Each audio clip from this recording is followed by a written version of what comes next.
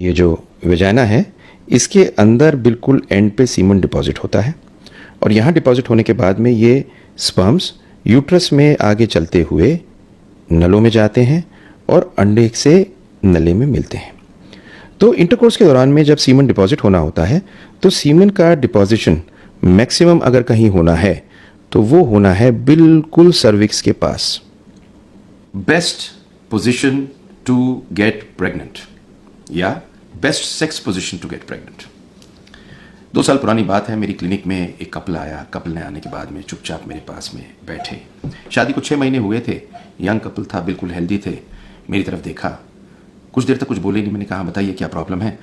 तो मेरी तरफ देख के 2 मिनट बोलते हैं आपसे एक सवाल पूछना है। हमारी बात का बुरा तो नहीं मानेंगे। मैंने कहा पूछिए सवाल आप। एक तरह से कौतूहल भी हुआ। मैंने कहा पता नहीं क्या सवाल पूछने वाले हैं जिसका मैं बुरा मान जाऊँगा।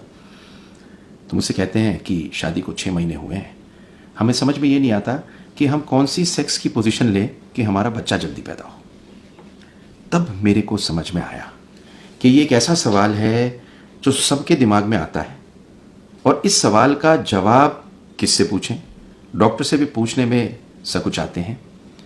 तो मैंने सोचा क्यों ना बैठ के इसके ऊपर जो भी रिसर्च आई है वो पूरी रिसर्च को प्रॉपर्ली पढूं और पढ़ने के बाद में एक कॉन्क्रीट आंसर पेशेंट को दे सकूं। तो फिर चलते चलते मुझे ये ध्यान आया कि इस पे मैंने वीडियो नहीं बनाई है।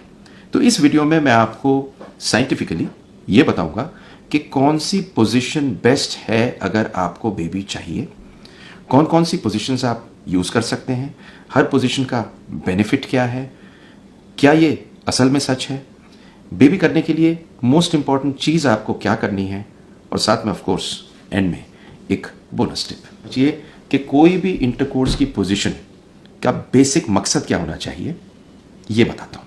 अगर आप गौर से यहाँ देखेंगे तो ये वेजाइना है, ये सर्विक्स है। अगर आप गौर से देखें ये सीमन यहाँ पर मौजूद है और रुका हुआ है। इसी में से स्पर्म स्विम करके ऊपर जाएंगे और नले में पहुंचेंगे। तो यहाँ पर डिपॉजिट होके रहना ज़रूरी है। अब क्वेश्चन ये होता है कि ये तो अपने आप सीधा इस पोजीशन में बाहर आ जाते हैं। तो इसलिए ये कहा गया है कि अगर आप लेटे रहें जैसे आप अभी देख रहे हैं तो ये रुका रह सकता है, क्योंकि यही एंगल है जिस पे वेजाइना होती है और यूट्रस होता है।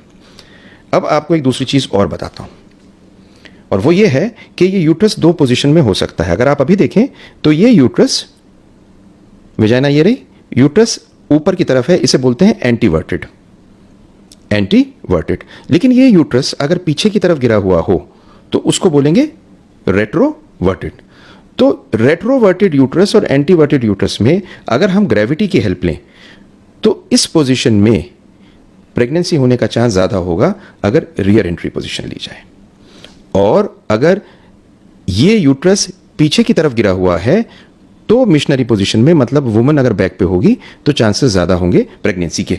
इसके ऊपर कोई स्टडी नहीं है, इसके ऊपर सिर्फ रिसर्च है जिसके कुछ पेपर्स हैं और कोई प्रूवन नहीं है। लेकिन अगर आप गौर से देखें सबसे इंपॉर्टेंट चीज़ है कि सीमन यहाँ पर डीपेस्ट एरिया में रुका रहे, और यही कारण है कि 2 पोजीशन जो मैं आगे बताऊंगा इंपॉर्टेंट है।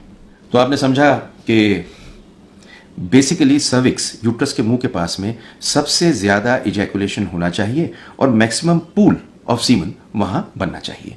तो कौन कौन सी ऐसी पोजीशंस हैं जो अब तक साइंस के हिसाब से या लिटरेचर में अच्छी कही गई हैं। तो एक पोजीशन है missionary position, which means man on top. Second position है woman on top. Third position है side by side. Fourth position है डॉगी स्टाइल या रियर एंट्री जिसे बोलते हैं। फिफ्थ पोजीशन है edge of the bed and sixth position है right angle. अब ये सब पोजीशंस डिस्क्राइब्ड हैं, पर अगर आप मुझसे सच पूछें जो लिटरेचर में मैक्सिमम आया हुआ है वो 2 पोजीशंस हैं। एक है मिशनरी पोजीशन और दूसरी है रियर एंट्री पोजीशन। तो अब हम बात करते हैं कि ये माना जाता है कि अगर वुमन बैक पे लेटी हुई है और सेक्स के बाद में 15-20 मिनट लेटी रहे तो प्रेगनेंसी होने के चांसेस बेहतर होते हैं। पर क्या ये सच है? तो इसके ऊपर प्रॉब्लम क्या है कि लैब की कंडीशन ऐसी सेट नहीं की जा सकती। आप कोई लेबोरेटरी की कंडीशन सेट नहीं कर सकते कि इंटरकोर्स किया जाए, उसके बाद में नापा जाए, देखा जाए। पर जो क्लोजेस्ट चीज़ साइंस में आई है वो आई है IUI की स्टडी। तो आईयूआई की स्टडी में क्या पाया गया? आईयूआई की स्टडी में ये पाया गया कि जिस पोजीशन में औरत लेटी होती है उस पोजीशन में हम अगर आईयूआई करते हैं, मतलब सीमन को लेके वॉश करके यूट्रस के अंदर छोड़ते हैं या सर्विक्स के पास छोड़ते हैं, तो अगर वुमन लेटी रहे करीब करीब 15 मिनट तक तो चांसेस प्रेगनेंसी के बढ़ जाते हैं।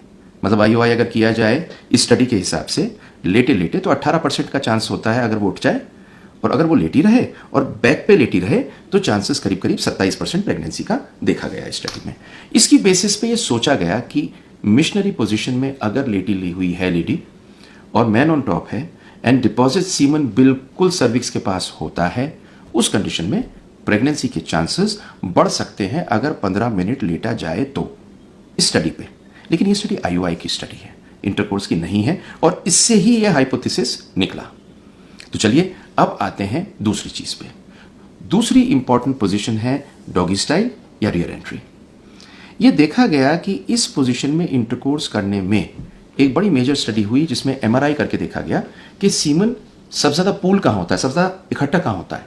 तो देखा गया कि वीर्य सबसे ज्यादा इकट्ठा होता है रियर एंट्री या डॉगी स्टाइल पोजीशन में, मिशनरी से ज्यादा। तो ये सपोजिशन आई कि साहब ये पोजीशन शायद किसी किसी में मिशनरी पोजीशन से बेहतर है।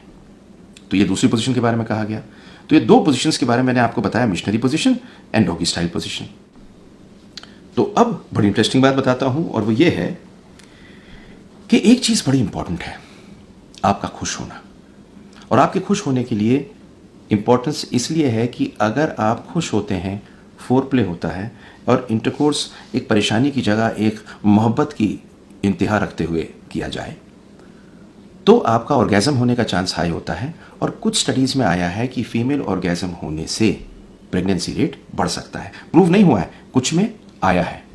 एंड अलग अलग पोजीशन होने से ये चांसेस स्टिमुलेशन के बढ़ते हैं।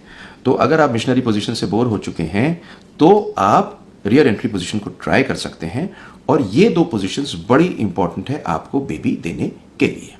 अब सबसे इंपॉर्टेंट चीज पोजीशन से ज्यादा एक कंसिडरेशन है कि जब आप बेबी के लिए ट्राई करते हैं और आप परेशान हो जाते हैं तो कुछ लोगों को बेडरूम बर्नआउट बोलते हैं। ये हो जाता है, ये गलत है। देखिए, सेक्स एक बड़ी एंजॉयबल चीज़ है। इससे human body, human mind excitement से रिन्यू होता है। इसको किसी भी रूप में, गलत रूप में मत लीजिए। इसको एक इमोशनल और रिलेशनशिप के साथ अगर आप लेंगे और साथ में जो भी पोजीशन लेंगे वो ग्रेट रहेगा। एंड में मोस्ट इंपॉर्टेंट चीज़, आपकी कोई भी पोजीशन हो, अगर डिपॉजिट होगा और स्पर्म तैर के जाएंगे तो प्रेगनेंसी तो होगी। लेकिन अगर स्पर्म्स ही कम हो और स्पर्म का नंबर कम हो तो कुछ भी पोजीशन कर लीजिए, बेबी नहीं होगा। ये बात को ध्यान में रखिए कि बेबी होने के लिए सिर्फ सेक्सुअल पोजीशन की वैल्यू नहीं, वुमन और मैन की फर्टिलिटी की भी ज़रूरत है। इनफैक्ट अगर फर्टिलिटी बहुत अच्छी हो ना तो किसी भी पोजीशन में एक औरत प्रेग्नेंट हो जाती है।